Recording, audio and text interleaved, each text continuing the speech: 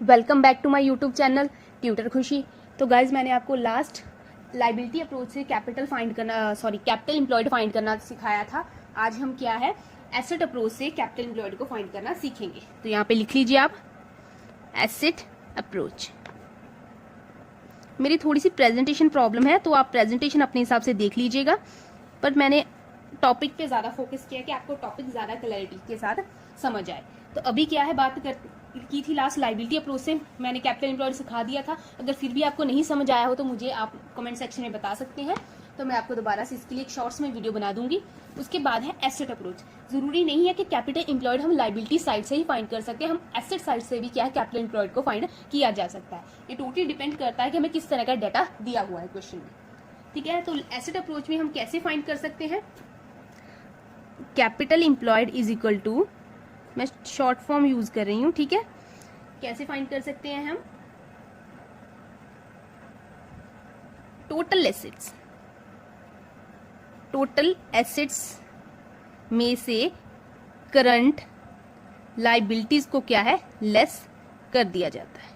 Total assets में से current liabilities को क्या है लेस कर दिया जाता है। ठीक है, अब टोटल एसेट्स का क्या मतलब होता है, टोटल एसेट्स में क्या क्या आएगा। टोटल एसेट्स का मतलब होता है सारी एसेट्स, उसे क्या टोटल है, लाइक जितनी चाहे बिल्डिंग है, फर्नीचर है, कोई स्टॉक है, कैश है, सारी एसेट। तो आप इसे अगर और इलेबोरेट करना चाहते हो आप लिख लीजिए fixed assets plus current assets.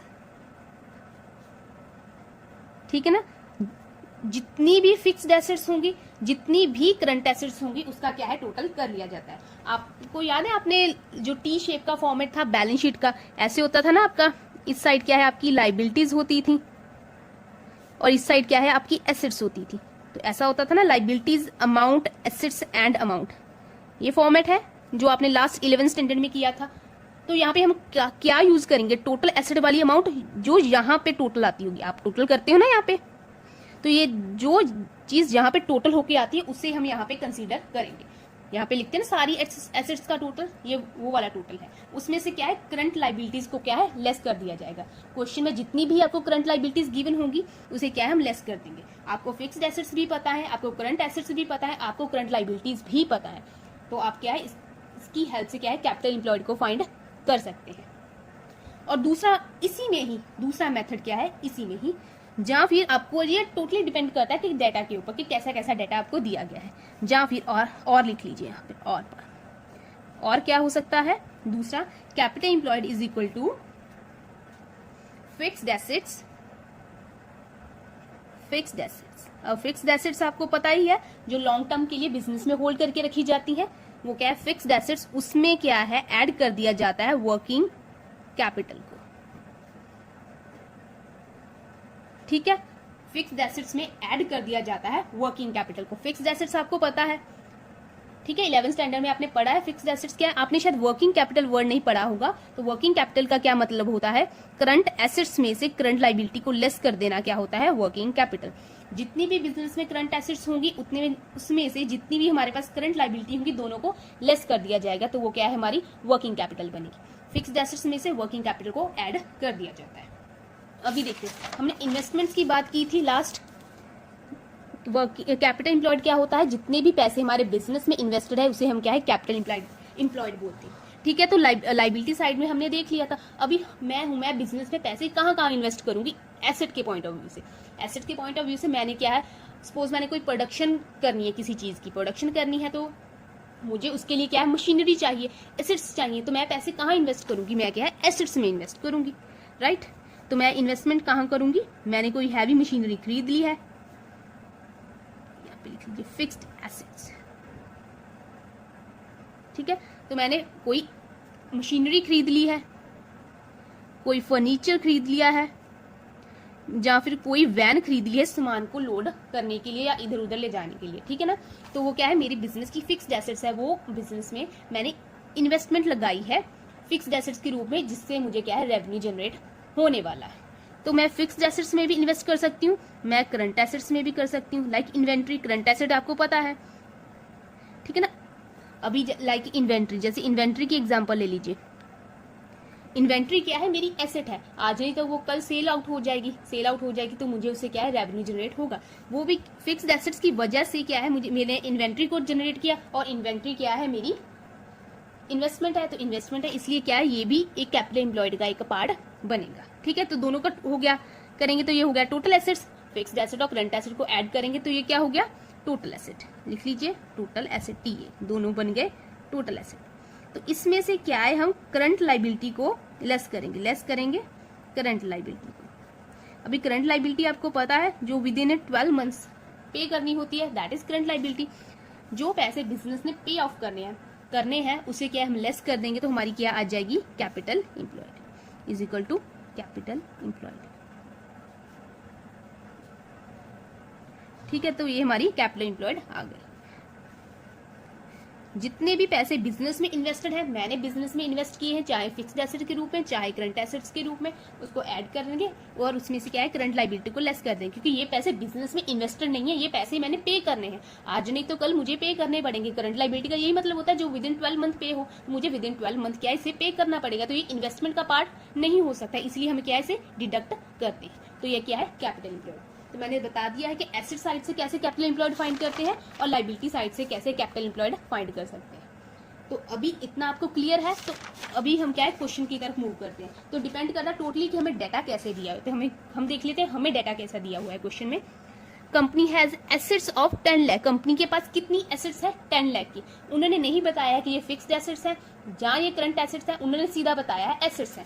अभी जब बोल दिया है हमारी कंपनी के पास एसेट्स कितनी है, 10 लाख की, दैट मीन कि उसने हमें टोटल एसेट्स गिवन है, दैट मीन कि हमें क्या है टोटल एसेट्स गिवन है, कितनी गिवन है, 10 लाख की, इंक्लूडिंग कैश 50,000। इसमें से कैश, इसमें 50,000 का कैश ऑलरेडी इंक्लूडेड है। ठीक है, अच्छी बात है, इंक्लूडेड है कैश। ठीक है, तो इसे आप देख लीजिए, यहाँ पे आपकी एसेट साइड आती है और उसके बाद यहाँ पे अमाउंट आती है, मैं बैलेंस शीट की बात कर रही हूँ। ठीक है, आपको क्या है टोटल दिया है एसेट्स का, कितना दिया है, 10 लाख।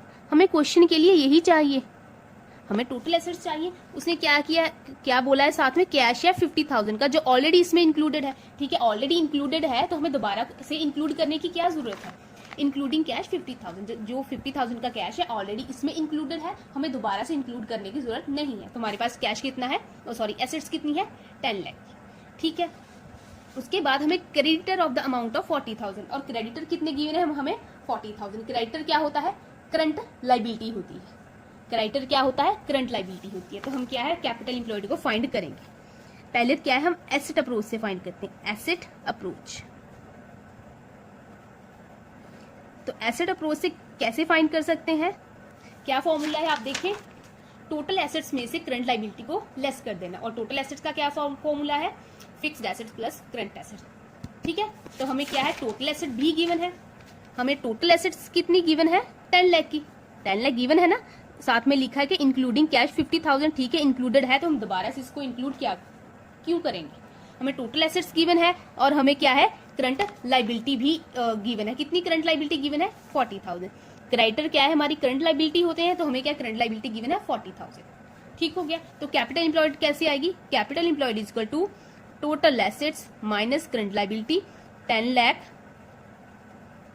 माइनस 40,000, तो ये आ गया 9,60,000। तो आपकी कैपिटल एम्प्लॉयड कितनी आ गई है, 9,60,000। ठीक है, और उसके बाद अभी क्या है लाइबिलिटी, अभी देखिए और भी क्वेश्चन में गिवन है, firm has a reserves of 60,000 and partners capital 9 lakh.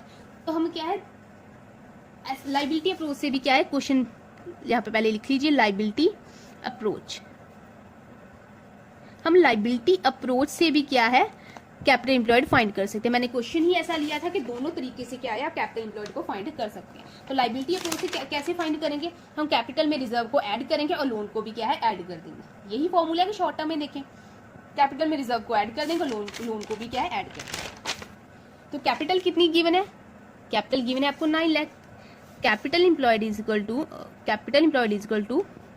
Capital plus reserves, capital plus reserves हमें गिवन है। तो हम क्या है इस क्वेश्चन को, तो क्या है कैपिटल प्लस रिजर्व करेंगे, capital employed is equal to capital plus reserve. तो हमें क्या है कैपिटल कितनी गिवन है, हमें कैपिटल गिवन है 9 लाख, कैपिटल कितनी गिवन है, पार्टनर्स कैपिटल ऑफ 9 लाख और रिजर्व्स कितने गिवन है, firm has a reserve of 60,000, तो रिजर्व कितना गिवन है 60,000 का, तो टोटल कर लीजिए दोनों का 9,60,000।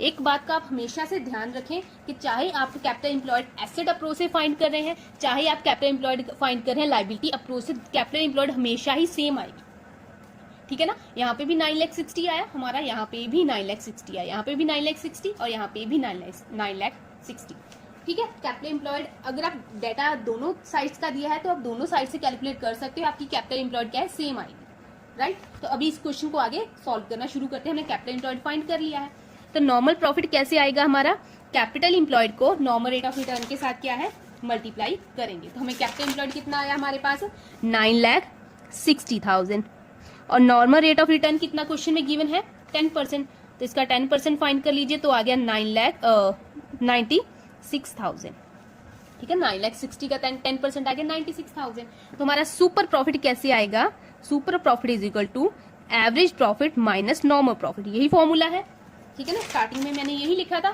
Super profit is equal to average profit minus normal profit. तो हमारा एवरेज प्रॉफिट कितना आया था क्वेश्चन में 1,40,000, हमारा एवरेज प्रॉफिट कितना आया है 1,40,000 और सुपर प्रॉफिट हमारा कितना आया है, सॉरी नॉर्मल प्रॉफिट 96,000।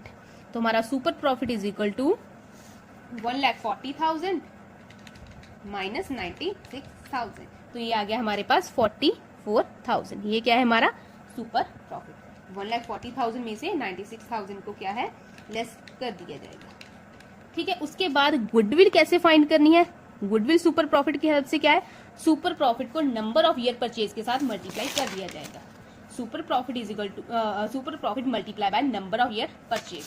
तो हमारा सुपर प्रॉफिट कितना है 44,000 है और नंबर ऑफ ईयर परचेज कितना गिवन है, हमें नंबर ऑफ ईयर परचेज कितना गिवन है 3 ईयर्स को 3 के साथ क्या है मल्टीप्लाई कर दीजिए, तो हमारा क्या है गुडविल कितना आ गया है हमारा 1,32,000। तो ये क्या है हमारी गुडविल। अगर कोई डाउट है या कोई प्रॉब्लम है तो आप क्या है मुझे कमेंट सेक्शन में बता सकते हैं, आई विल डेफिनेटली आंसर। और ये क्वेश्चन मैंने आपके लिए सॉल्व कर दिया है सुपर प्रॉफिट मेथड का। मैंने कैपिटल एम्प्लॉयड अभी आपको समझा दिया है, नेक्स्ट किसी भी क्वेश्चन में मैं आपको कैपिटल एम्प्लॉयड नहीं समझाने वाली हूँ। तो नेक्स्ट जब भी क्वेश्चन करेंगे तो मैं सीधा सीधा क्वेश्चन को सॉल्व कर दूंगी, आप मुझे प्लीज कमेंट सेक्शन में मत पूछेगा कि ये मैंने कैसे सॉल्व किया। सो आज के लिए thank you so much, question complete हो गया है। नेक्स्ट क्वेश्चन में हम और भी इंटरेस्टिंग से क्वेश्चन लूंगी। अगर कोई आपका कोई क्वेश्चन है सुपर प्रॉफिट मेथड का, कोई इंटरेस्टिंग सा या डिफिकल्ट क्वेश्चन है तो आप मुझे इंस्टाग्राम पे डीएम कर दीजिए, मैं वही क्वेश्चन क्या है यहाँ पे सॉल्व करवा दूंगी।